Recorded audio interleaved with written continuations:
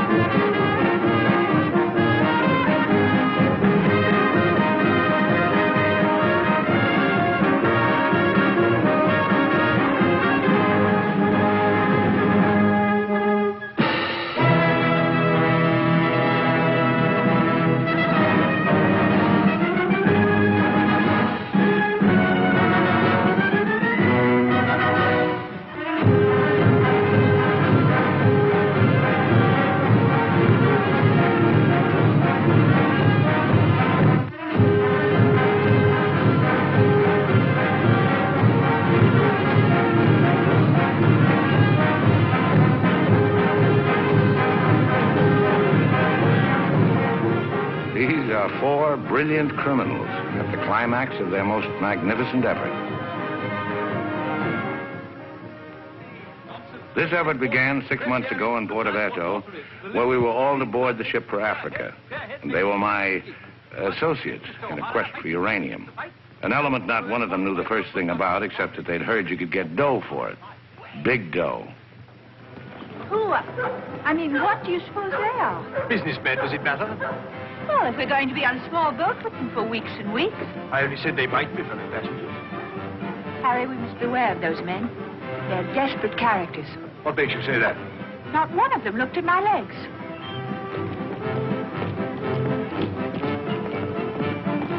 Good morning, Mrs. Janrother. Good morning, Billy Boy. Care to join us in a stroll? Turn up the liver, sweat out the toxins, help nature to help you? Wouldn't dream of it. Really, Billy, you mustn't be so offhand with Mr. Peterson. If I were to treat him with more than common politeness, he'd misunderstand and try to push me around. Mr. Peterson is a bully. Billy, did you see this? That man in London has been killed. What man?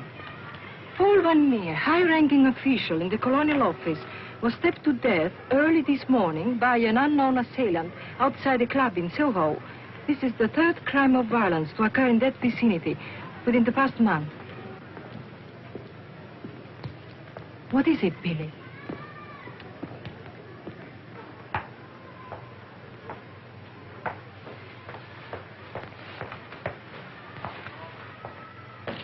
In heaven's name, Billy, say something.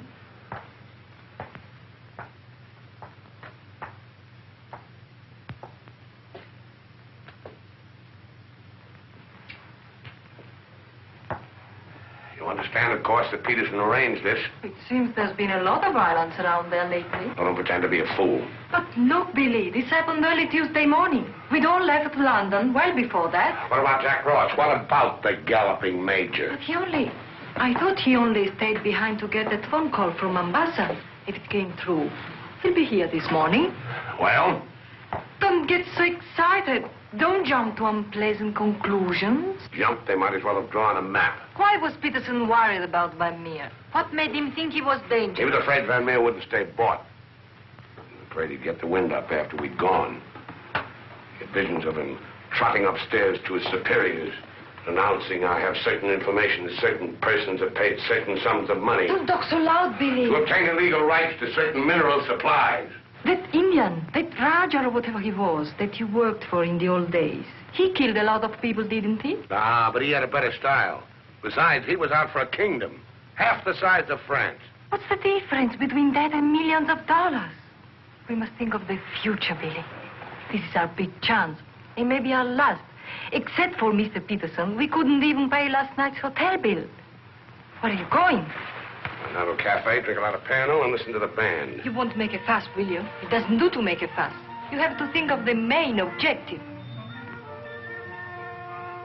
Naturally, it doesn't do to be fussy.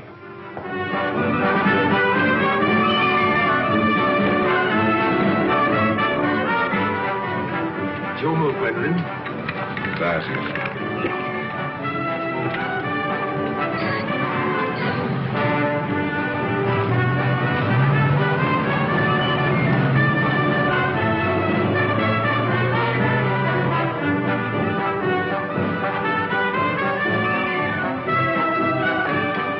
Luggage is in there.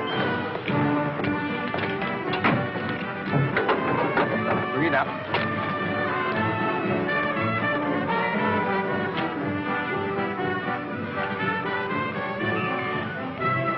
Harry, look, the desperados.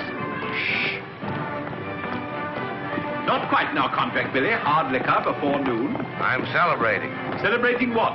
The safe arrival of the Major. He came galloping in a minute ago looking tired but satisfied. I take it his mission was accomplished? Yes, well, it's getting on for lunchtime, gentlemen. I'll see you later, Billy. Your move, Gwendolyn. Gwendolyn, it's your move. Oh. Check. Last.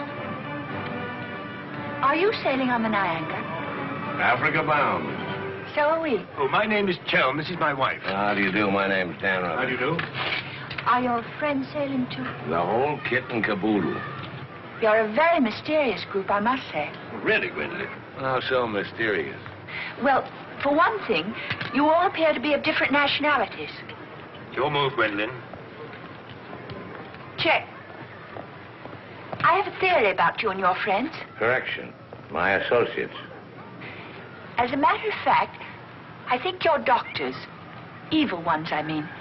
You're going to the heart of the jungle where human life is cheap to perform ghastly experiments which require the sacrifice of thousands on the altar of science. You must excuse my wife. She has a very lively imagination.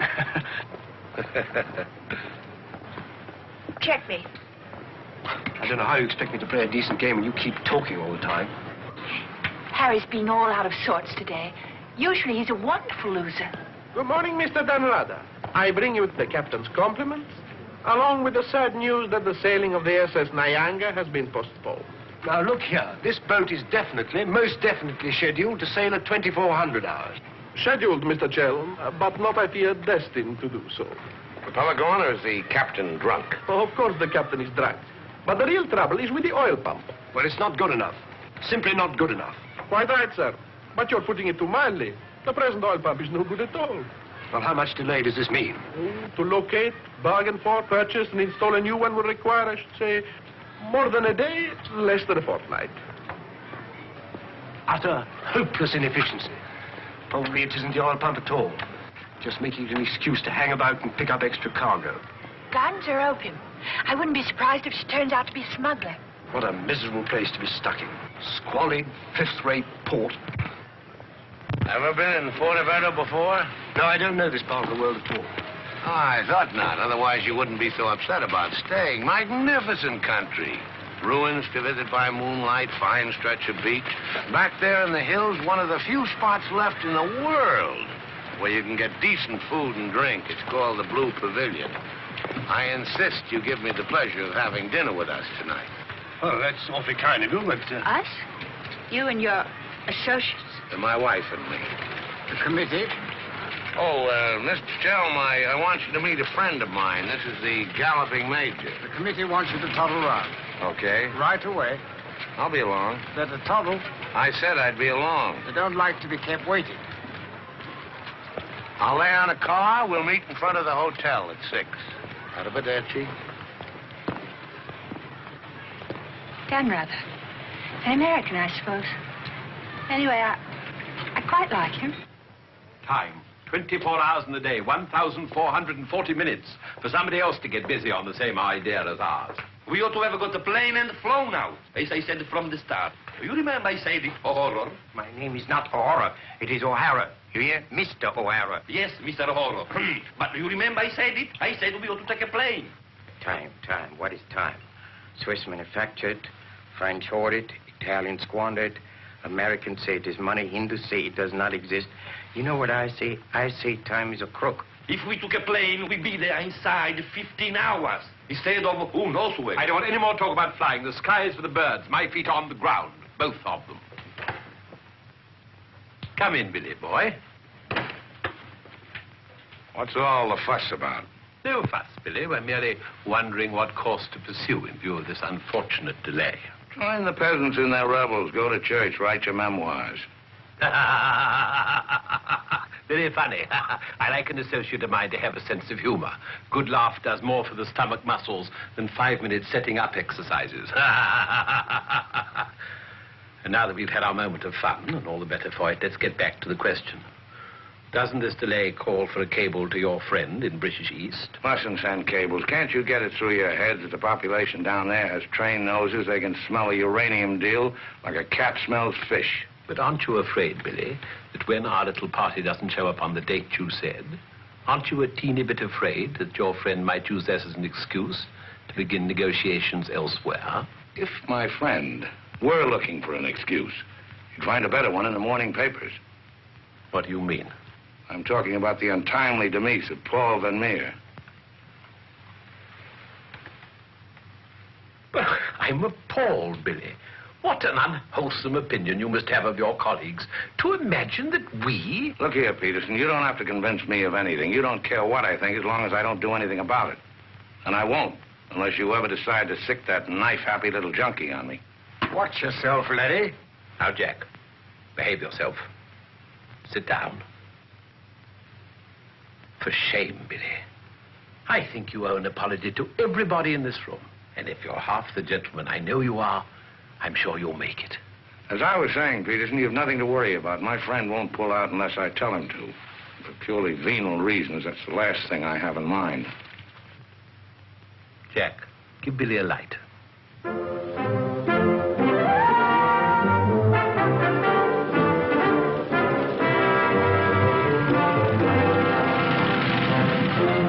What a wonderful car. It looks as if it had won the Grand Prix d'Elegance many years ago. Oh, it did. It was built for Oraposo. You know, the bullfighter. He had it made this way so he could stand up and take bows. He only got one ride in it, bequeathed it to me on his deathbed. Well, here's to Oraposo. I hope you like champagne. You mean it's yours? Well, I gave it to my former chauffeur, the fat bandit in the front seat. Harry, look at that wonderful villa. Well, that was Bertie Crampton's. Oh, you mean Lord Crampton, in Gloucestershire. His family acres marched hand in hand with ours. Gloucestershire, the cathedral towns, trout fishing, garden parties. What a beautiful life. You know England well? Emotionally, I am English. I serve tea every afternoon with crumpets, and I've always kept up my subscription to Country Life and to Tetler.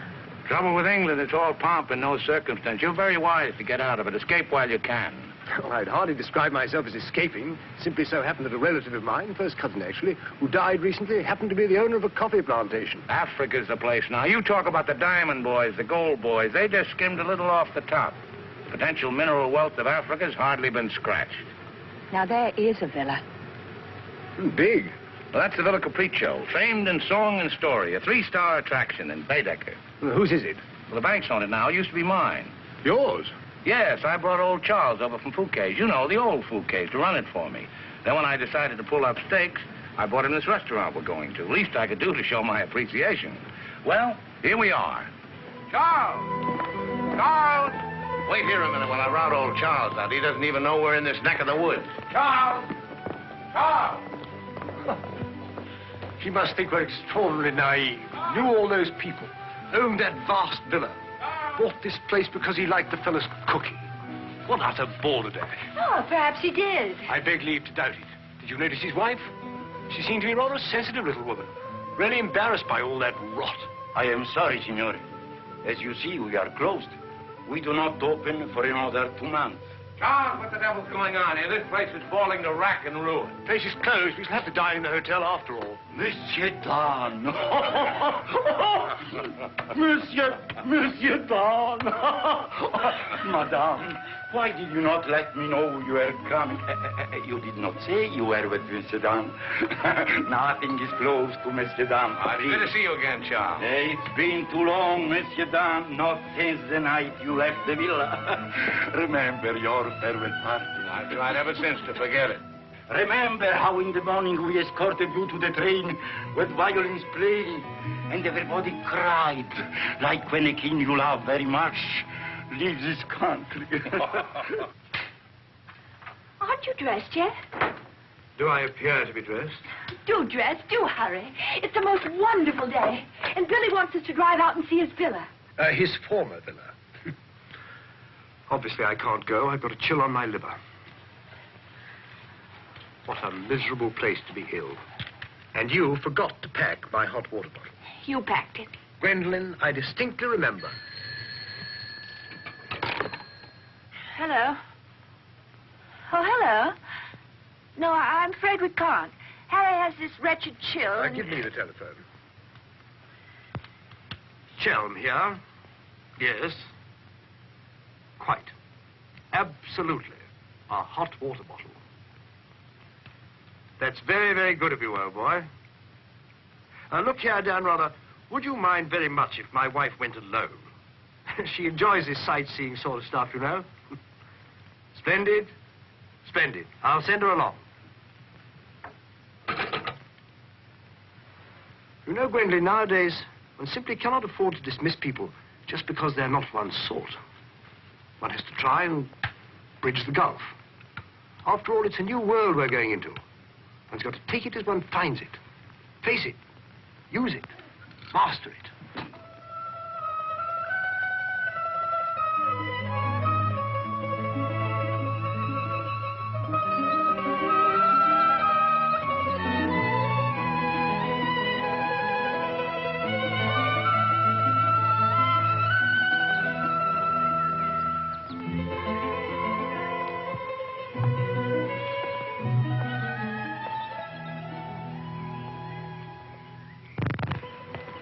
You know, I've seen Americans on the street, and in the cinema, of course, but I've never talked to one before.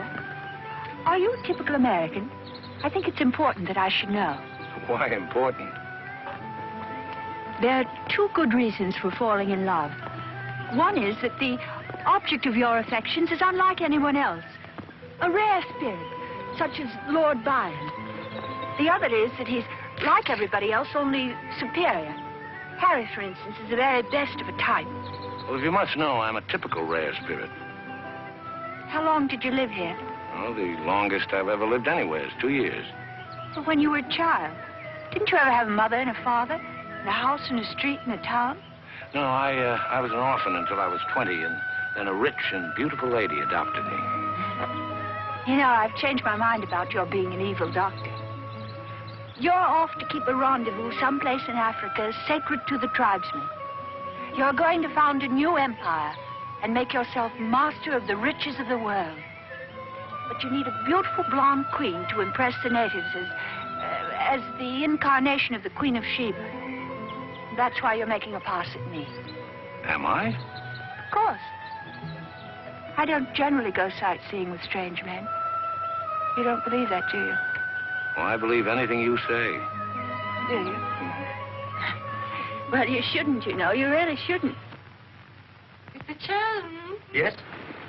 I, Mrs. Danrother, Maria. Oh, come in. Tea for two and two for tea? Now, that's most awfully kind. You shouldn't have troubled, really. Billy told me you had a chill. Bit of one on the liver. 2 tassel. Milk, of course. Of course. I feel I should like somehow to do him a good turn of some kind. You do? Well, naturally. Oh, I see. Naturally. I think it would be nice if you were able to do something for him. Help him along. Give him the benefit of your advice. Delighted, of course. For instance. Oh, something with business. He was very pleased with that tip you gave him on the way home last night about the gold shares. I've forgotten what I told him. What was it? I don't remember either. I was listening to your voice. I wasn't listening to what you said. You see, if you were helping him, it would be so much easier for us to be together a lot out there in Africa. Was he any headed for business? Why, he's simply brilliant. I wouldn't have thought it. But of course he is. You don't suppose I'd marry a ninny, do you? If you imagine that Harry's simply going to Africa to plant coffee, you're very much mistaken. In point of fact, coffee is the least of Harry's interests. In point of fact, the land he's acquiring is extremely rich in certain minerals. Minerals which are indispensable to the production of atomic energy. Harry's land simply teems with uranium. Wouldn't surprise me to see him become the uranium king. So you see, my husband isn't such a ninny as you may have imagined. It might very well be worth your while to go in with him. The potential mineral wealth of Africa's hardly been scratched. I was telling you last night. But of course, it's a well-known fact.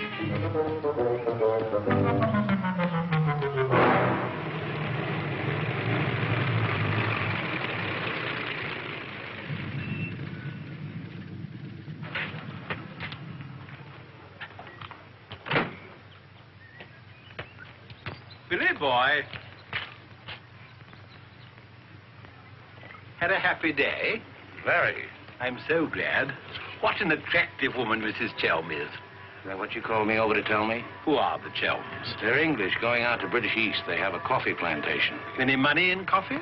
No, but there's a type of Englishman goes off to coffee plantations without caring whether there's any money in it or not. Relatives leave them coffee plantations and they go out to them. But why this sudden interest in the Chelm? I'd just like to know who's making friends with my friends. Now you know.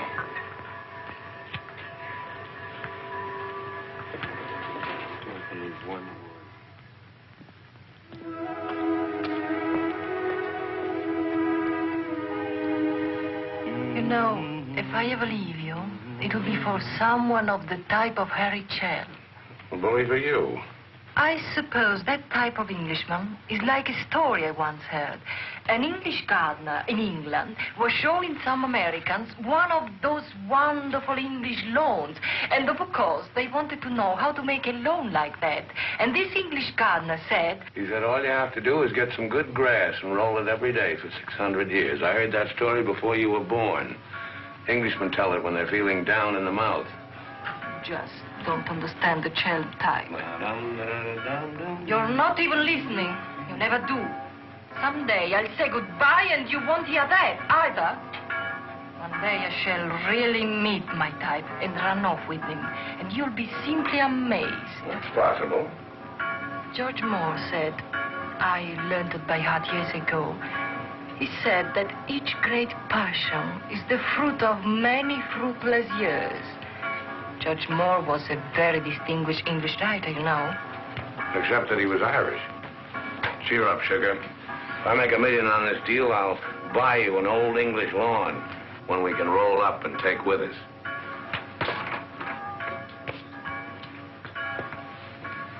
Billy, good morning. What's our wide-eyed Irish leprechaun doing outside my door? Why do you always make jokes about my name, huh? In Chile, the name of O'Hara is a tip-top name. Many Germans in Chile have become to be called O'Hara. Good morning, Mr. O'Hara. Madame, my respects. Perhaps Mr. O'Hara would like something to drink?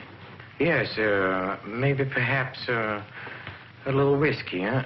Very weak, please. What's this visit in honor of? Oh, just wanted to have a little talk with you. Okay, but make it fast. Fast? I give you my word, Billy. I give you my word. I feel to you like an older brother. Oh, it's not so much the difference of age. It's probably, yes, the reason is because I come from a culture which is so much older than yours in my country.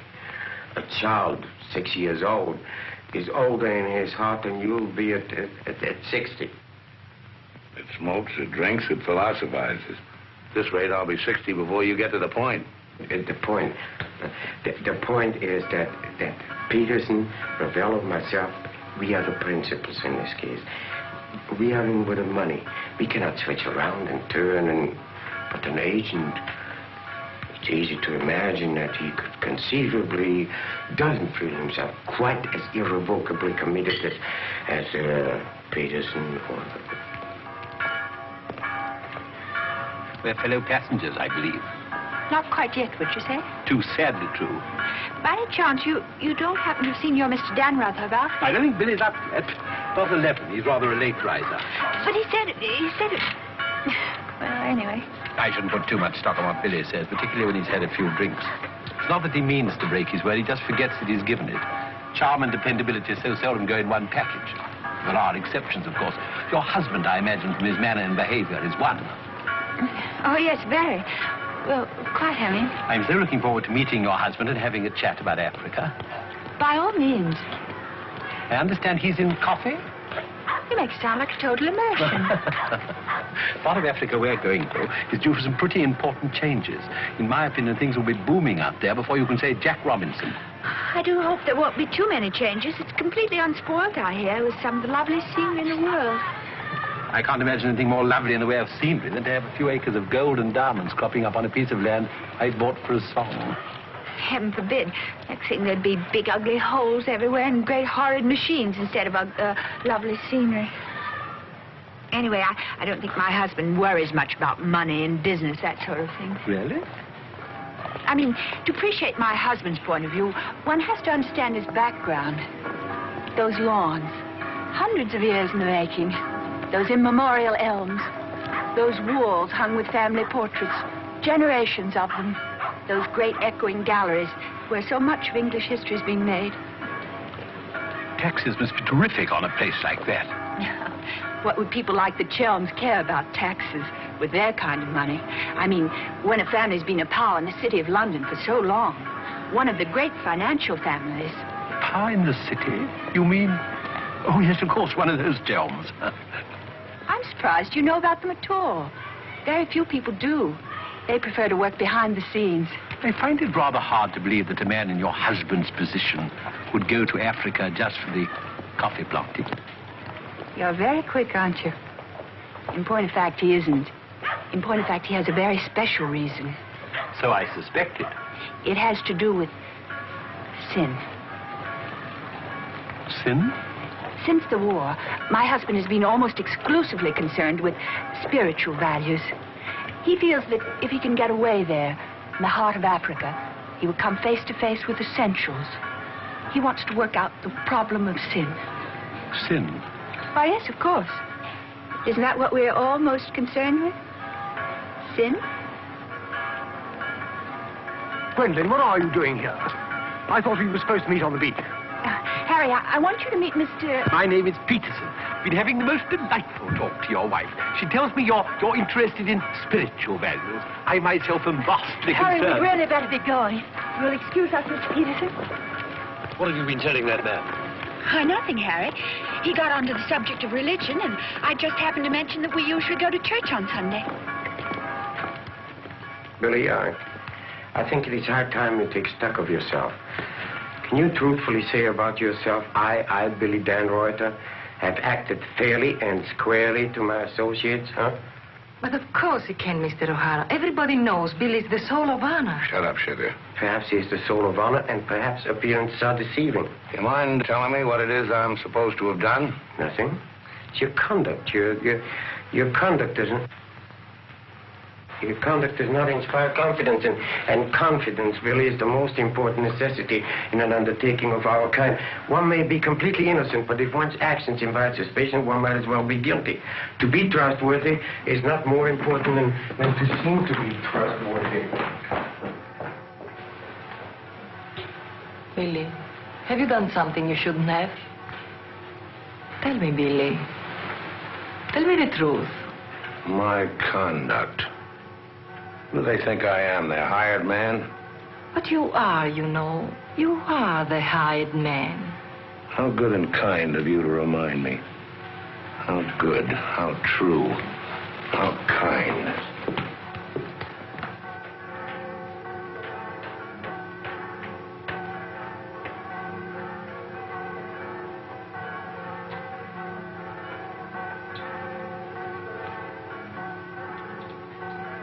Oh, I say, Dan, rather good to see you. How about a drink? Well, Oh, come on, my dear fellow. Let me buy you a drink. Oh, Gwendolyn, don't forget to send one to Aunt Beatrice. Can't understand it. Gwendolyn distinctly said she'd join me on the beach. Then I come back and find her sitting there in that cafe. Extraordinary creatures, women. Well, let's drink to them. Pano. Scotch. Come on, you tiny little wreck, have a drink. We're drinking to women. Take the drink, but won't join you in the toast. Glass of Irish. Women. Hitler had the right idea. Keep them in their place. Kleine Kinderkirchen, babies in the kitchen. Say what you want to about Hitler, he had his points. Come. Look This here. generation's had its chance. Hitler, Mussolini, those were the men. Now is the age of the barbarians. The world's going up in smoke. I say let it come, get it over with. Well, if you don't mind, I'd like another year or so of worry. Worry? Just 1 minute, laddies. I've just 2 or 3 words to say to you, laddies, and that's don't worry. Don't ever worry. I'm in a position to know secret information. The Rosicrucians, the Great White Brotherhood, the high secret orders. But you've no faith. You must have faith. Faith and power, secret power. Men who guard the trust from the deepest inside of the whatchamacallit. Mystic rulers, all one club, chained together by one purpose, one idea. Mankind's champions. Follow me, Billy? Oh, why, of course. This generation's had its chance. Hitler, Mussolini. I can't stand here and permit you... Are you interrupting me? Relax, Jack. Have another drink. I simply want to state that things don't happen to be what certain people imagine. An officer may find himself strapped for money, and he may undertake certain things which in other circumstances, no, absolutely no. Absolutely. Absolutely no. In the old days, I should have simply told people of your ilk to buy their own drinks. Poor old Jack. I'll teach you. I'll teach you to insult an ex-officer of the Indian Army. Well, are you yellow? The bar. You're Major Ross? Right. Ross here. Right. Right again. Come along, the committee. Saved by the bell. I've never heard such rot in my life. Sin. Oh, sin. All I could do was to keep a straight face. No, I'm certain of it now. These are 2 very clever and dangerous antagonists. Sit here and help me close. But how could they possibly know what we're up to? Great interests like the Chelms have ways and means. Yes, and I'm convinced they're out to get us even before we get started. We must get ahead of them. Time has entered the picture in a new way. Never forget the time factor, gentlemen. It always enters the picture in the end. I'm sending a cable to London. I want full information on those Chelm interests. British Africa, too. Check up on his interest there. Every time the plane lands, I'll try and reach you by telephone. Keep me informed of the latest development.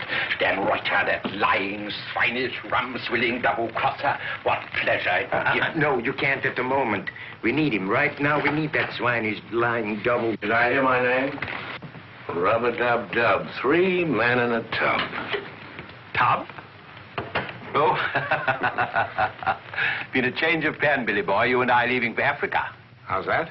You and I are flying to Africa by the next plane.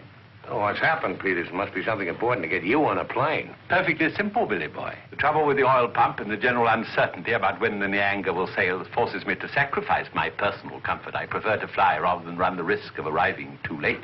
Well, there's also such a thing as arriving too early. What do you mean by that? Well, the land doesn't come up for auction for a couple of weeks. My friend can't make his move until then. If we sit around British East all that time, somebody's going to start wondering who we are and ask questions. Is that your real opinion, Billy, or are you just looking forward to a long sea voyage with the attractive Mrs. Chelm as your companion? Or perhaps you have even other reasons. Such as? That's for you to know and for us to find out. You'd better get your packing done.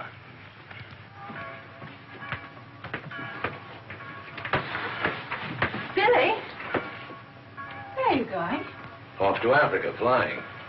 Just like that? Aren't you even going to kiss me goodbye?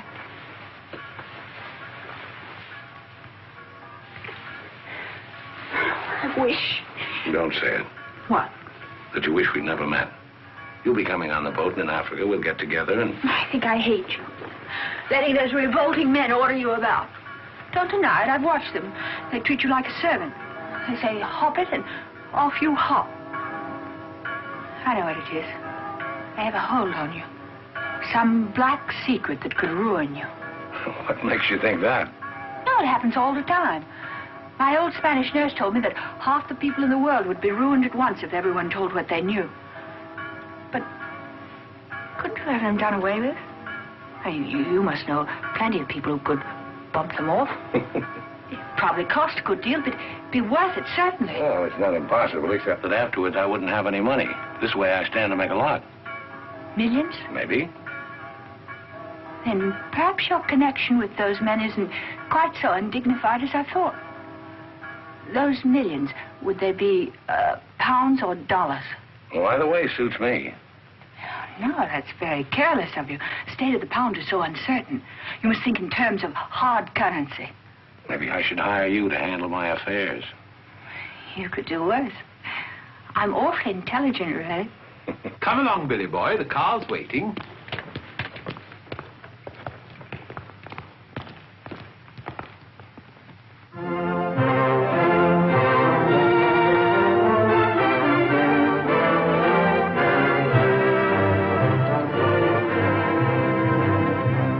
Can't get faster than this, we'll miss the plane. Press on! Press on!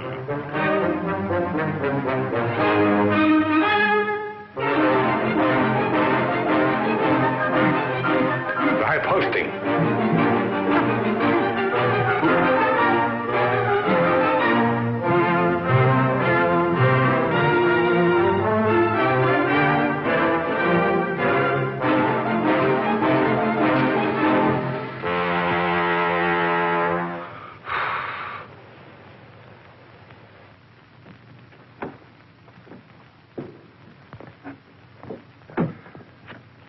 Bisogna spingere.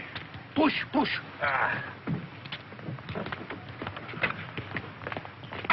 Come on. 1, 2,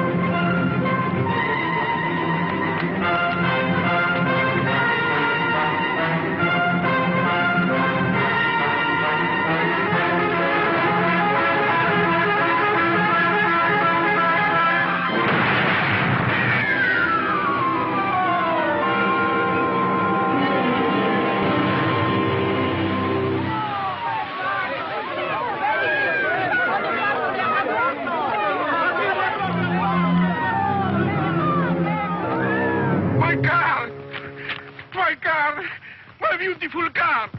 You did that on purpose. What? You planned it that way. I know what you're up to. I know everything. I know about the uranium on the Chelm's land, the Chelm interest in the City of London. The what? You heard me, the Chelm interest. I take it your information comes from a reliable source. It does, from Mrs. Chelm herself, in fact. Ah, magnificent. Simply magnificent. You must pay me back for the loss of my beautiful car. If you weren't a benighted jackass, if you could see as far as you could spit, you'd know there's no such thing as a Chelm interest. You'll have to do better than that, Mr. Danrother. Very much better than that. Don't believe me. Check with London. If you find out he's anything more than a down-at-heel Gloucestershire squire, you can have my services for nothing. You mean Mrs. Chelm is an unqualified liar? Well, let's say she uses her imagination rather than her memory. You will make restitution with no Mr. Dan, either the money or a new car. Why, you fat bandit, I gave you the car in the first place. How I came by it is beside the point. The fact you gave it to me doesn't make it any the less mine. Shut up. That's right. Threaten me. It is not enough that you destroy my beautiful car. Now you... my beautiful car!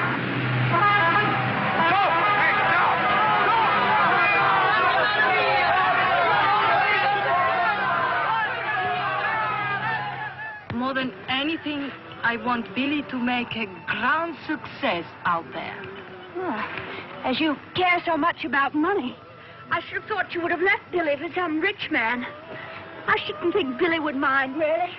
I mean, neither of you are in love or anything. You are a strange girl. Of course I love Billy. Actually, I adore him. And Billy loves me very, very, very much. That's why I trust him with his little unimportant amours. And what does he say about yours? But, darling, all husbands like their wives to seem attractive to other men. Be sure you explain that to Harry. I'm going back to the hotel.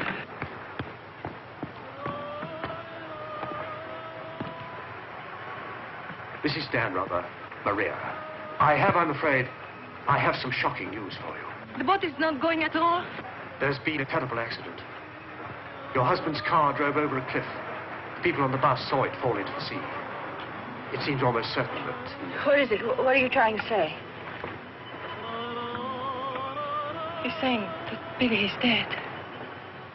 It's become necessary to redistribute the stock in our company. Stock. What good is the stock now? We can't deal with the Radar's friends. Not without Radar. All the effort, the money, everything went over the cliff with that car. Ravello, you forget the English are very sentimental people. I tell you, there is nothing that Billy's friend will not do for his widow, and in black, she's a very touching figure. Poor Maria, you really have had a wretched time of it. You are very understanding. If only there was something I could do. Just now, if you could bring me an aspirin. I have a headache. Don't move. Just you wait there. I'll be back in a moment. Mussolini, Hitler, and now Peterson. A great man, a great loss. I'm going upstairs and reading my Bible. Why all the clothes? Maria has a headache. What's the matter with you? Go away. My dear girl, I'm as sorry about Dan rather as you are. But after all, it isn't as if he was one of our oldest friends. I was in love with him. He was a very pleasant acquaintance. What did you say? I was in love with him. Really, darling, have you no control over your romantic fantasies? I loved it. Can't you hear me? I love you. Oh, rot. You're just dramatizing again. By George, you were right after all. I did pay it. Oh, what shall I do? I feel so I would drown him. He's dead. He's dead, and I'm left in a fool like you. I tell you what to do. Have a bit of shut-eye. You wake up in an hour feeling your real self again, and there'll be no more silly stories about falling for a middle-aged roustabout. So? Oh, please go away. I'll just take these to Maria.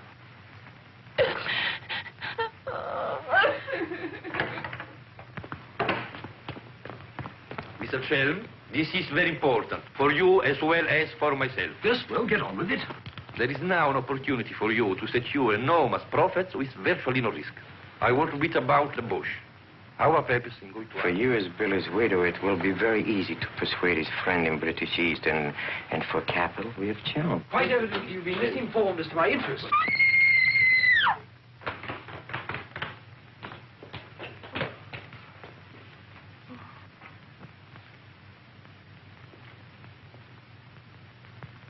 What's the matter with all of you?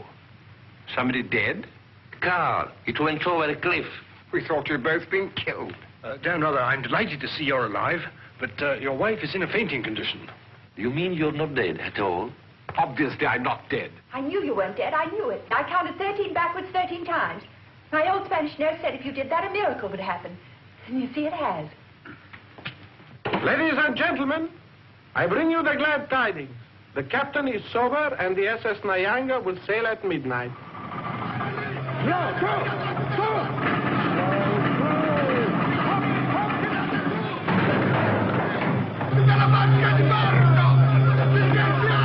I can't see it anywhere. What can have happened to it? My dispatch box, where is it?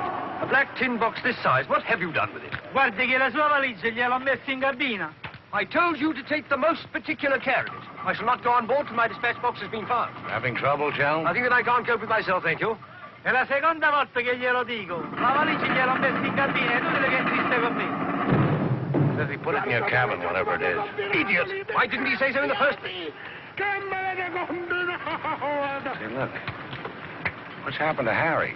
He's been giving me the fisheye all evening. Oh? What is it? Perhaps it's because when I thought you were dead, I told him I was in love with you. You what? I couldn't help it. It made you seem less dead. And? Oh, he didn't believe me. He thought my nerves were upset. Sort of delirium. He thought it quite a joke. The idea of my inventing a love affair with a middle-aged roustabout like you. That's what he called you. Well, now that I'm back in the flesh, you'll begin wondering about that delirium of yours. I suppose seeing you alive is different from thinking of you dead. You're just great cooped up on that tub with a suspicious husband. Billy.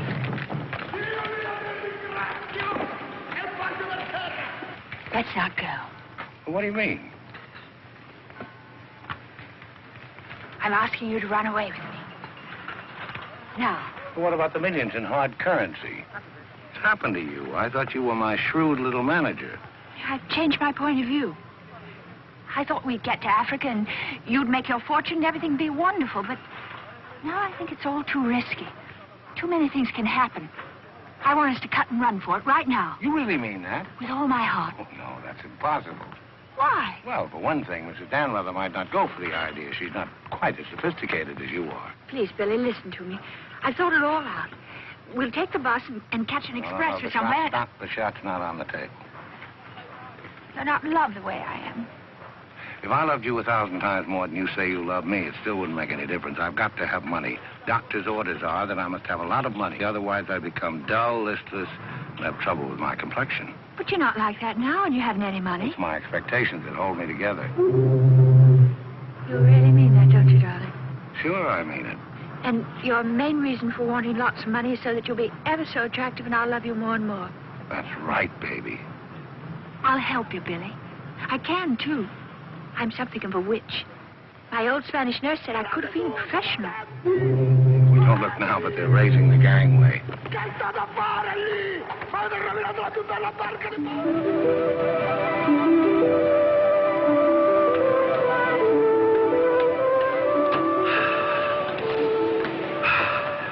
The air, ozone. What a pity we can't bottle it, gentlemen. What a fortune we'd make. Neptune's mixture. Now breathe deeply. Remember, every breath is a guinea in the bank of health.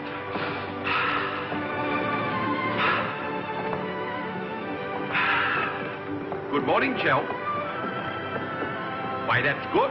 Very good indeed. I didn't know you were an artist, Mrs. Danrother. I'd hardly call myself that. I only dabble. The nose is not enough long. The ears are too small. Only has one eye. Now, come along, gentlemen. We must start normal. Blow and down, fully blow and down. Blow, blow, blow and down. Blow and down, baby, blow and down. Good morning, Mrs. Chelm. Let's hope she breaks her neck. Blow and down, fully blow and down. Blow and down, fully blow and down. Blow, blow, blow and down. Blow and down, fully blow and down. Give me some time to blow and down. Mr. Peterson? Mr. Peterson? Radiogram.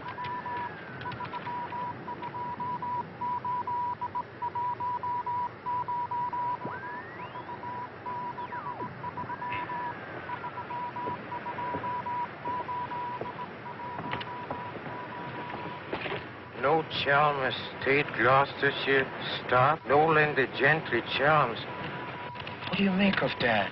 He's not a Gloucestershire squire. Like Billy said. Just that I was beginning to take Billy at his face value. But if he's not what Billy said, then what is he? We are at sea again, gentlemen, in more ways than one. Mystery, more mystery. Billy is a liar. Heaven only knows what Chelm is. CID, maybe. You borrowed my thought. What to do? What to do? The time has come for direct action. You remember last night when we came on board? The fuss he was making about his dispatch box?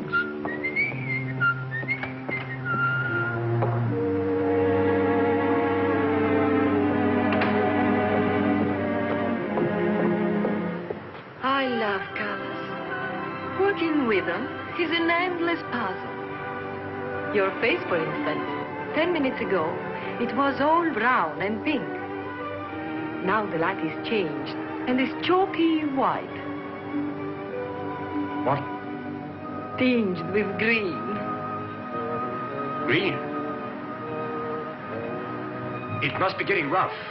Just a little. Don't break the pose. I don't feel very well. I think I'll go below and take a pill.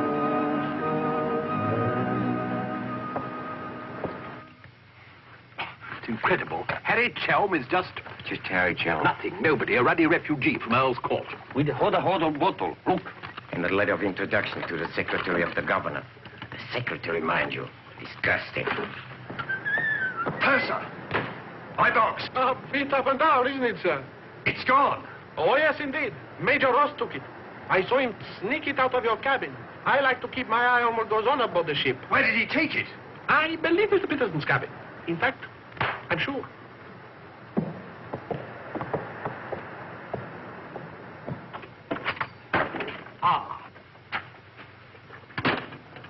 And now may I ask what explanation you have to offer? He forgot his hot water bottle.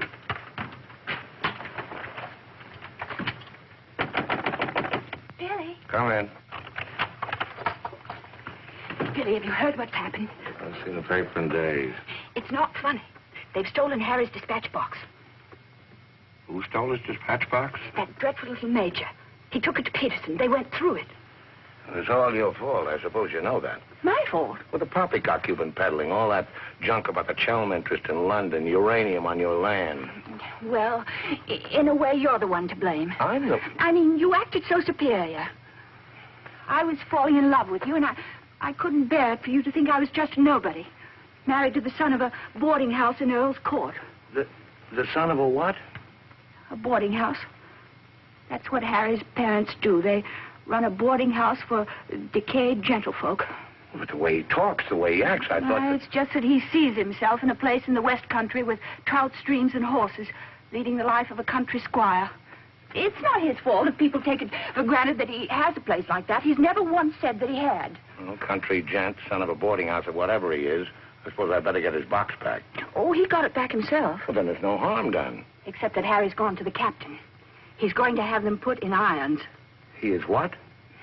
He says that's what they did in the Royal Marines. Look here, Skipper, there's a perfectly simple explanation for all this. I happen to own a dispatch box which is very similar to Mr. Chelm's. When I didn't find it in my cabin, I asked Major Ross to see if it had been stowed away somewhere else by mistake. The Major found what he thought was my box in the saloon with some other luggage. The box has been in my cabin ever since we sailed, under the berth. As soon as I saw the box, of course, I realized at once that it wasn't mine. I simply opened it to find out to whom it belonged so that I could return it to its rightful owner. I can't conceive why this gentleman should imagine I should be interested in a box containing patent medicines. I'm not a hypochondriac. Purser, tell the captain exactly what you told me about the box.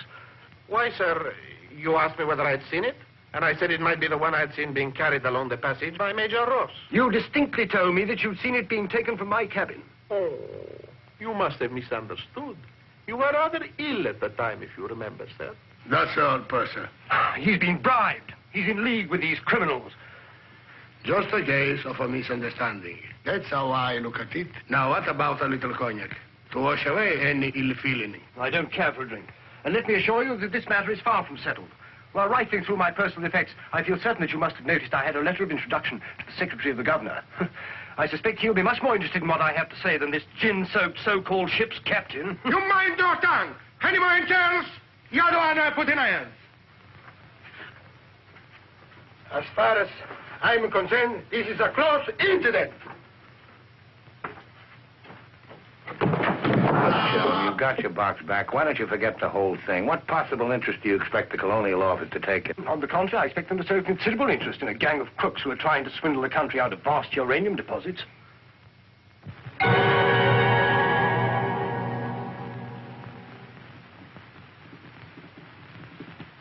Just one moment, sir. What leads you to believe? This gentleman obviously hasn't seen fit to inform you that during your supposed demise, he attempted to lure me into your nefarious venture.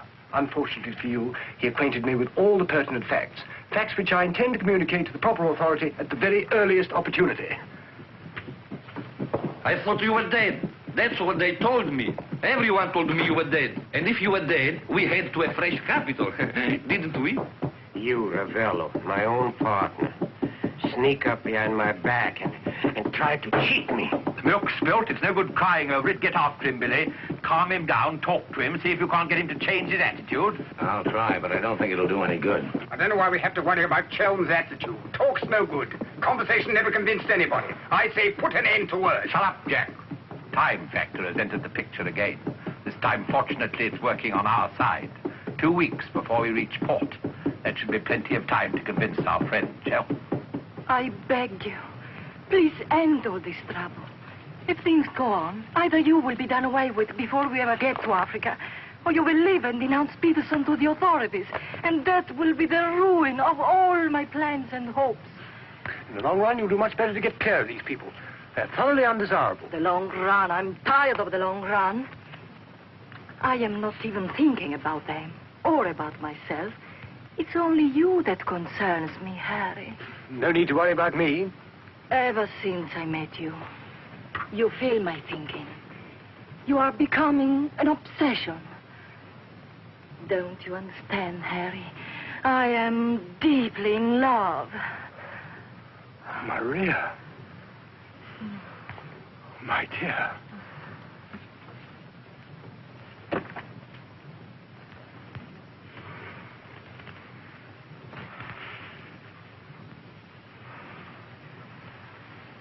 Only you could make a woman feel like this. All I want is to be in your arms, now and always. You forget I'm going to be done away with. Oh, no. It will be easy to arrange. What you must do is this. You will write me a letter. A love letter. You will tell me that you cannot denounce Peterson, because then I will suffer too. Because you love me so much, you cannot bear to hurt me. Such a letter they will believe if I show it to them. My dear girl, you must see that this is quite out of the question. I don't propose to make compromises. Not compromises, Harry, darling. But you can see, if you cause trouble, the whole of our plans, my plans, you would not want to make the innocent suffer. It would be much better if you don't interfere, Maria. I must handle this as I see fit. Then you intend to go ahead with this business, tell stories and ruin everything? It will be much better if you cut loose from these people. No happiness can come from such an association. Harry, I'm asking you not to do this. Please, write a letter.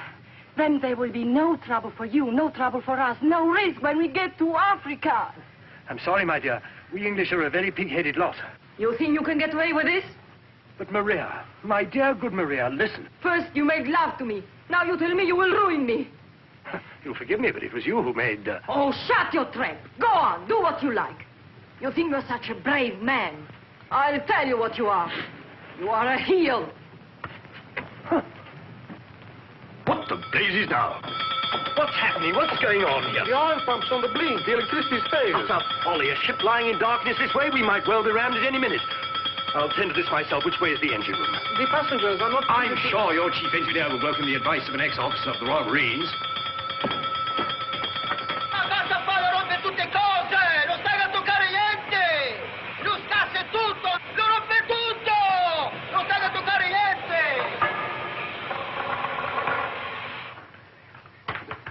Look here, you fool. Are we simply abandoned to our fate? I insist on something being done. For instance? Well, give out the lifebelts. Organize the boat drill. The clientele are requested to remain calm. To remain calm? Does the captain feel no sense of responsibility for the lives of his passengers? It's my opinion that the captain doesn't feel much of anything at the moment. You mean to say he's drunk? The fellow ought to be made to walk the plank. I'm afraid just now he cannot walk at all. But this is outrageous. Oh, sit down, old man. What have you got to worry about? We're only adrift in an open sea with a drunken captain and engine that's liable to explode at any moment. It's a perfectly ordinary situation. Happens every day. But just in case any of you are still at all anxious, let it be known that Mr. Chelm has taken charge in the engine room. Who's taken charge? Harry, and he'll foozle it for sure. Shall I get out the hymn books? Your husband claims to have learned all about engines and such things when he was an officer in the Royal Marines. If he ever was. In point of fact, not only was he an officer, but he once won a medal for jumping into a sea of fire to rescue someone. It's only a bit of wreckage, not a man, but that wasn't Harry's fault. Just a slight error in judgment. Oh, the lights, they come on. You must have fixed it. Impossible. The engines are turning. We are underway. I still say it's impossible. Ladies and gentlemen, may I have your attention for a moment?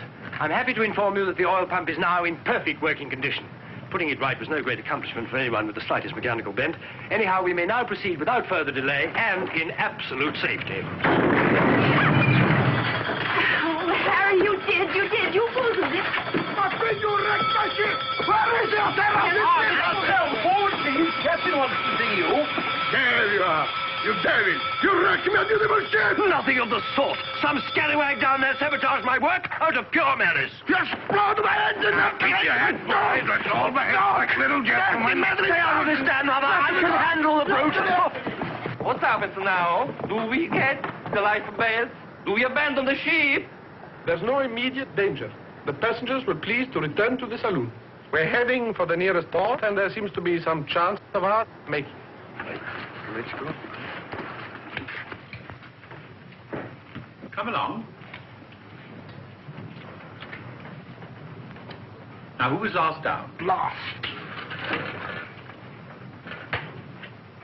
Billy, boy, be a good fellow and make a port for the bridge. The Major has no head for cards. A few rubbers will soothe all our nerves. Oh, thank you. I'll soothe mine with a double scotch. In fact, I think I'll make it a triple. No ice, no water. Right, sir. How about you, dear Mrs. Dadbrother? Little bridge? Oh, so sorry. I have the most fearful headache. I think I'll go to my cabin. Oh, what a shame. Well, boys, we'll have to make it cutthroat. What about Harry here? Maybe he'll take a hand. That, under the circumstances, is a most unsuitable suggestion. Gwendolen, I must ask you to either move to another table or else leave the saloon. Harry, for heaven's sake. I don't care for my wife to associate with an associate of criminals. Don't be absurd. Billy's not a criminal. He's the best friend we have on this boat. We're not in need of such friends. You need any friends you can get. The only thing standing between you and a watery grave is your wits. That's not my idea of adequate protection. Purser, how much longer before this ship reaches port? If we ever do get to port, it should be within 14 or 15 hours. That's a long time. Sit down, make yourself comfortable, have a drink. Enjoy the Major's piano recital. Come on, Peterson, buy us a drink. I'm afraid I can't accept hospitality from persons who I intend in a few hours' time to denounce in a place of justice. 2 spades? I admire your sang-froid, Mr. Peterson. Or perhaps you don't think I'm serious. We shall see. 3 clubs. Gwendolen, are you going to do as I say? Not when you speak to me in that tone. Not when you try to order me about. In that case? Where are you going? On deck, where the air is less polluted.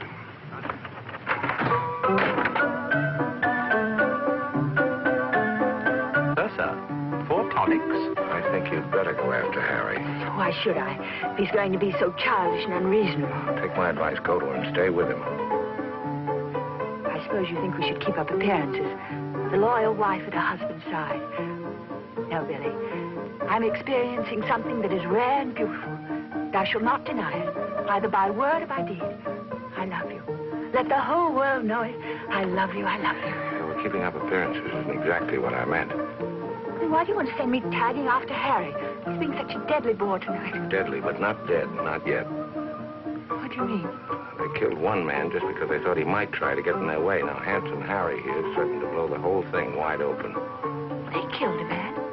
Really? Who? Just a man. Well, for all Harry's being too tiresome and my loving you to distraction, I still wouldn't want to see him done in. He has some perfectly darling traits, really. I mean, like always remembering one's birthdays. No, we simply mustn't let anybody murder Harry. Now, keep him in your cabin. Never let him out of your sight. Keep him under lock and key. Oh, Billy, that awful music. It's so loud. It comes right into our cabin. Peterson, tell the Major to soft pedal it. And while he's about it, he might change the tune. Oh, don't you like it? It's one of my favorites. I'm afraid he doesn't know any others. Do you, Jack?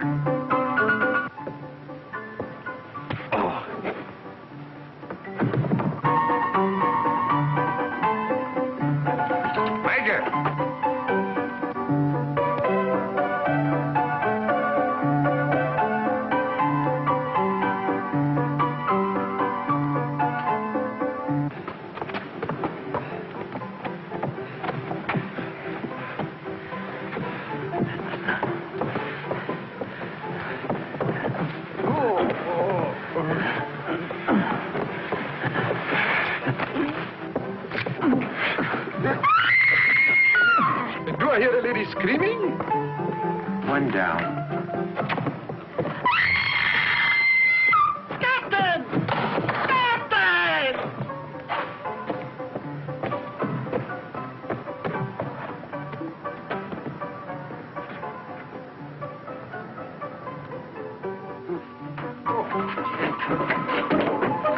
What happened?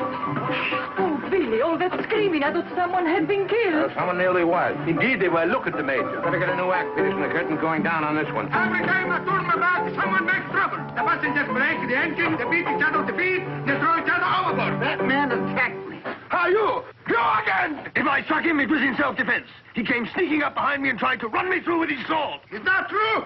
Well... It's no use, Billy. My trying to protect Harry any further. I may as well tell the whole truth. Captain, it grieves me to confess this, but in point of fact, my husband has an illness of the mind. The medical word for it is paranoia. On occasion, he displays homicidal tendencies. The psychiatrists say it's because he believes people are plotting against him, and so he strikes back and tries to kill them. Gwendolyn, for heaven's sake, woman, what's the meaning of this treachery? Believe it or not, Harry, I'm doing it for your own good.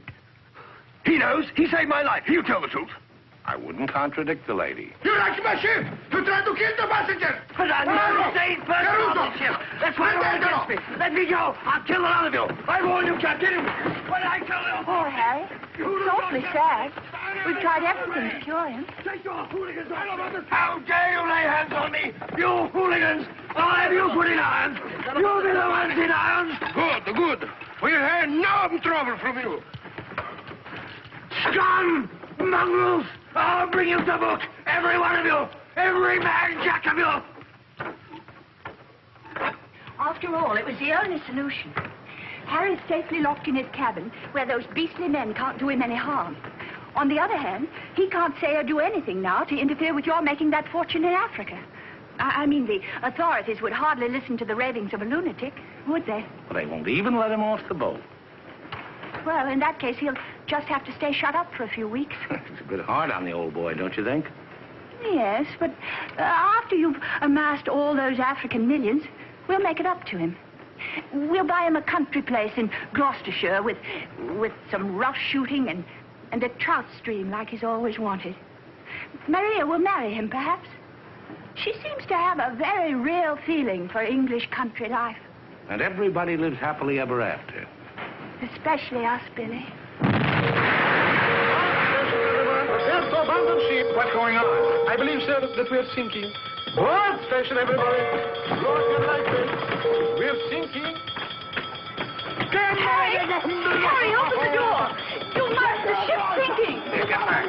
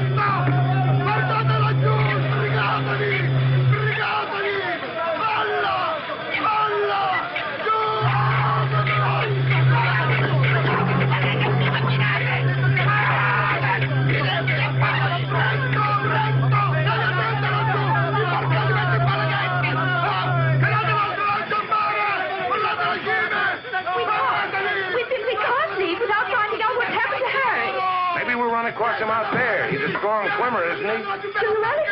I don't say we will, but it's possible. Anything's possible.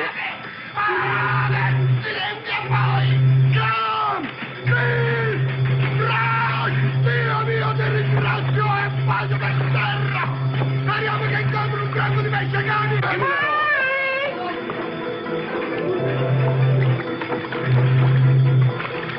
Harry!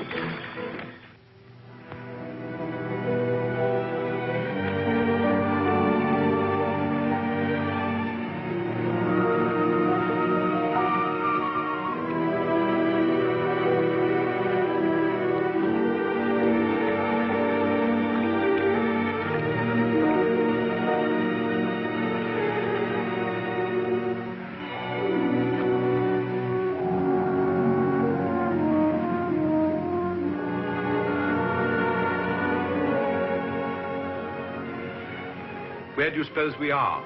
Africa. What part of Africa? Yes, that's important. What part? Not a bad place to land. No customs, no forms to fill out. Tell us at once where we are. It's important I know. You mean to say there are parts of the Dark Continent where you won't be received like the prodigal son? Alio. What's that? Alio.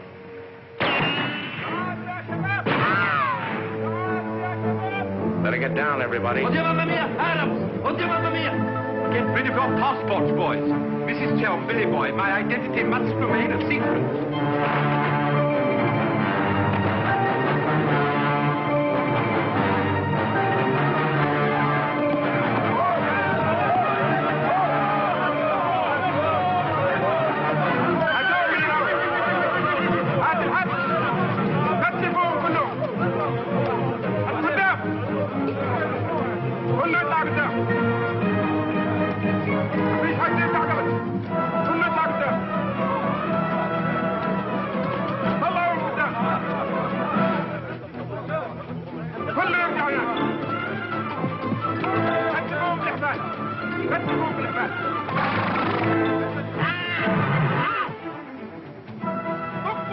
Alio, what's that? It was a company that sold arms to the Arab legions.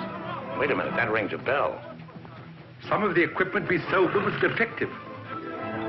Been too long under the water in the Gulf of Leyte. The Arabs claim they lost the war because of rusty guns and dud ammunition. For heaven's sake, be quiet. If you go on like that, I'll see you drawn and quartered.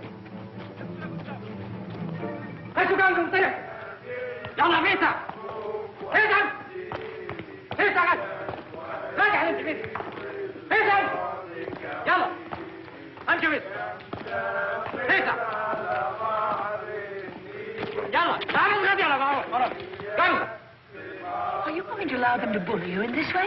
Why, it's simply... Shocking. Harry wouldn't have let them do it. He had a sense of dignity. I have a sense of survival. Billy, what is going to happen? Do you think they will torture us? Just let them try it. I'm a British subject. I wouldn't say it too loud.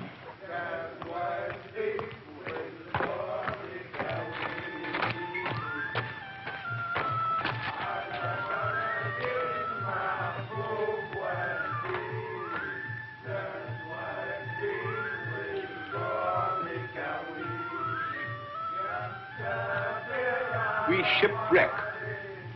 Big boat, go down. Bottom ocean. We take little boat. Row all day, row all night. Savvy? There's only one way to deal with these swine. Walk up to them and kick them in the belly. Show them who's boss right away. We sight land. Your land. Praise Allah. Come ashore. Suddenly, boom, boom, boom. No good way to treat shipwrecked people. You will please to hand over your passports.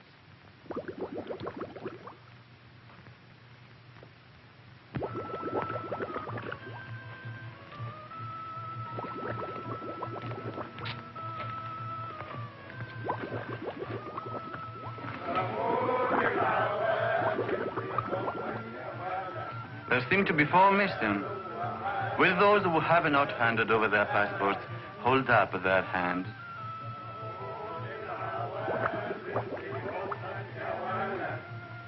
All left on board ship, Your Excellency.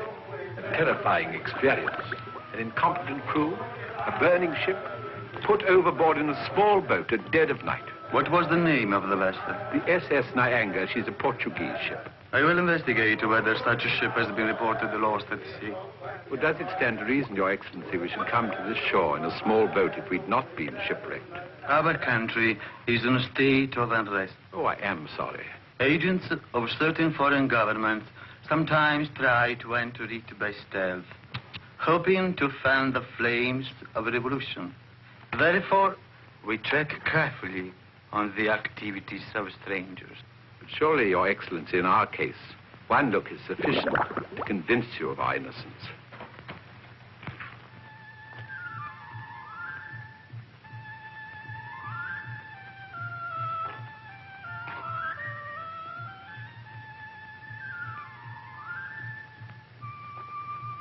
No.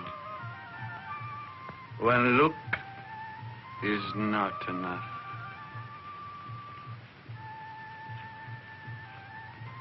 If you think we're the enemies of your country, the logical thing is to boot us out. Send us packing by the first available boat or train. We shan't object. We've got important business elsewhere. Where is elsewhere? Central Africa. And what sort of business? Vacuum cleaners, sewing machines. Ah, yes. Businessmen. All going to Central Africa to sell vacuum cleaners. Hat to hat, I suppose. And you, sir, I take it, are the head salesman, the ringleader of this group. Oh, no group. We met for the first time on board ship. Complete strangers to one another. Liar! The others all look at you each time I ask a question. I am a keen observer.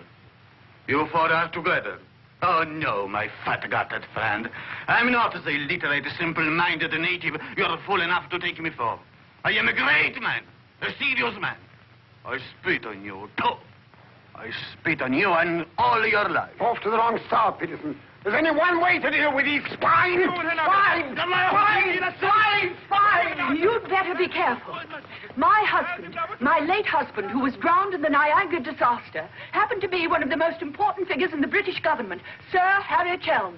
In point of fact, we had letters from the Prime Minister and the Queen telling everybody to be particularly courteous to us and our friends. So you see, if any harm befalls us at your hands, it will become a major international incident. Would you instruct that one that in my country a female's lips may move, but her words are not heard? Harry. If only you were here. And now, sir, you will stop abusing my intelligence and tell me who you really are and what is your actual purpose in being here. I'm a sick man. I've got a bad heart. I mustn't talk anymore. You refuse to answer. Well, that is interesting. It makes of it a contest in a game at which we excel. We of this country have had 4,000 years' experience in asking questions and getting answers. Who are you? Why are you here? Don't hit me again. My heart. I have an attack.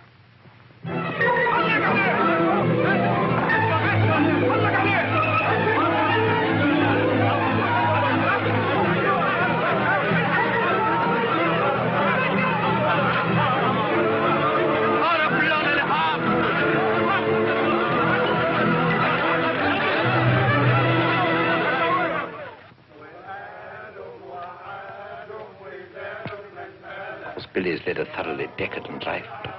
Must say, I thought he had more backbone than that. Backbone. Either you have it or you haven't. You see the beating I took at the hands of that great ugly brute without even flinching. Billy was crazed with fear before they even laid a finger on him. Tell me more about Rita Hayworth. You really know her very well. Do I know Rita? Do I know her? I'll give you a letter of introduction. She'll fall an immediate victim to your charms. You really think so? Oh, but certainly a man like you, suave, intelligent, darkly handsome. You have everything, Ahmed, except money. And if you listen to me, a boat will be placed at our disposal, a very slow boat, so that Fat Gut's check will have plenty of time to clear. And you will trust me for your share? Does one man of the world ask another to trust his own brother? Oh, no, Ahmed. You'll give me a check for half. Your demands are very great under the circumstances. Why shouldn't they be? Fat Gut's my best friend. I will not betray him cheaply. You are certain that you are the friend of the peerless Rita? Come, Ahmed. Mine back to business.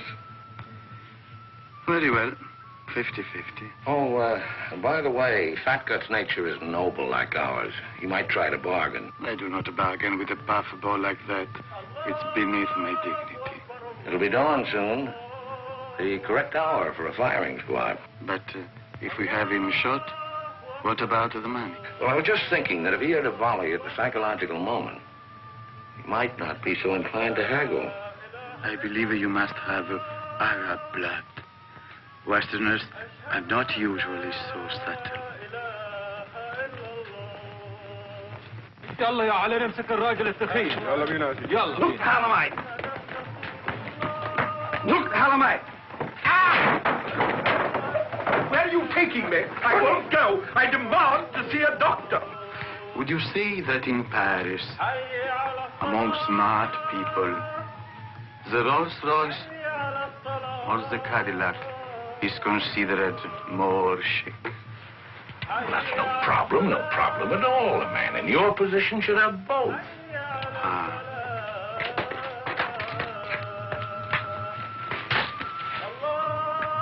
Mr. Dunrather, I believe, would like a word with you. Billy, sit down, Peterson.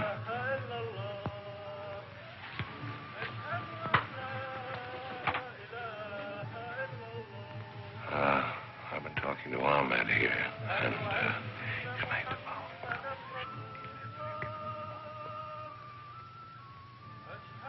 It's blackmail. They can't pay.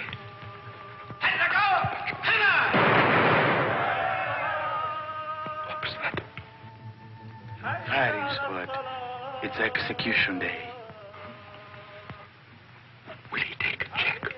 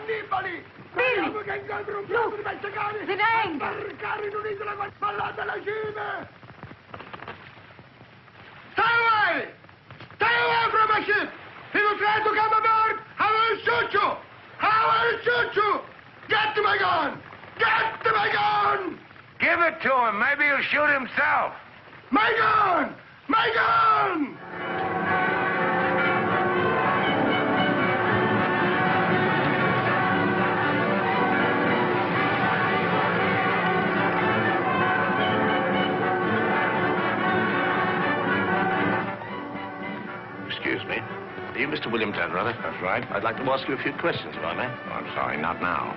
Forgive me, but it's rather important. Yes, it always is. I was a newspaper man myself once. Very well, you may quote me as saying that everybody was heroic except Mrs. Dunrather, who ate all our boots.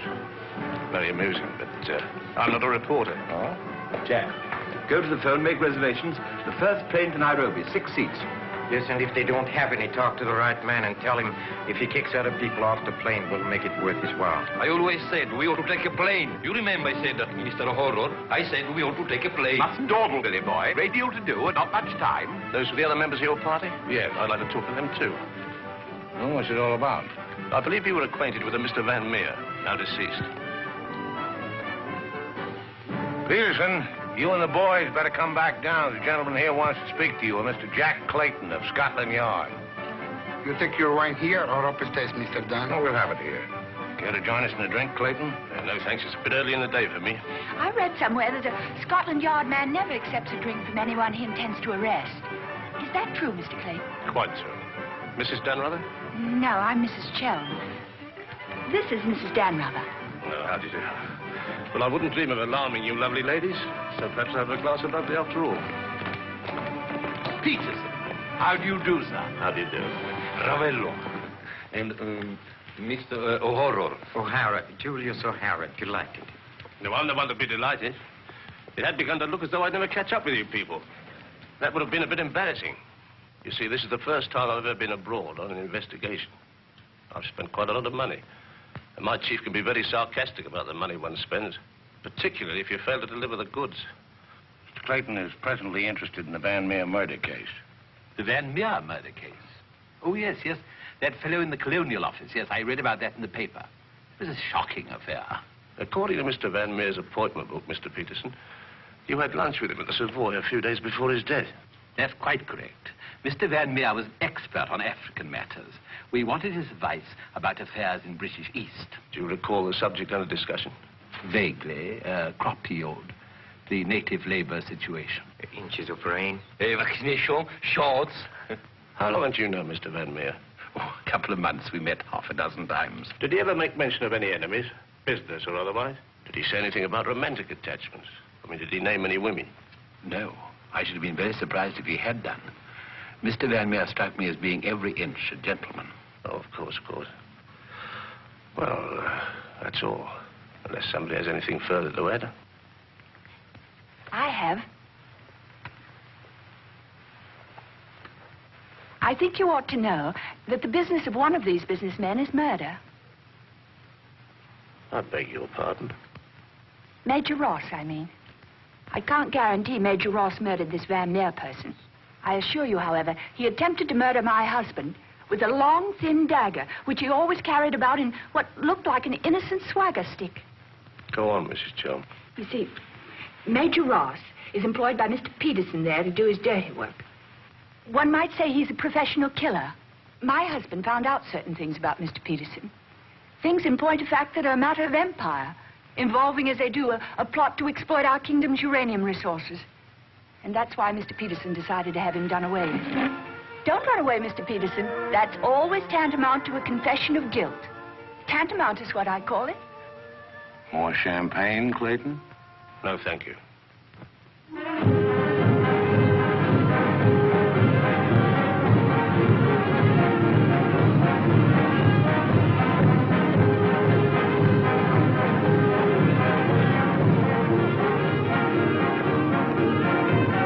As I said before, very smart fellows indeed. Should you ever think of me in Earl's Court, that's where I'll be, helping Harry's parents with the lodges. Should you ever think of me, try not to let it be too harshly. You kiss her too, Billy, and tell her she's forgiven. Sure. Goodbye, Billy. Bye.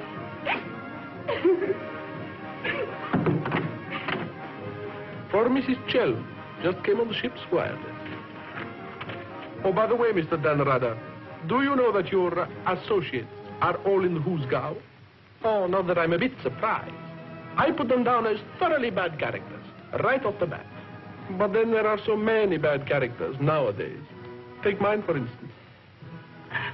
Harry! He's alive!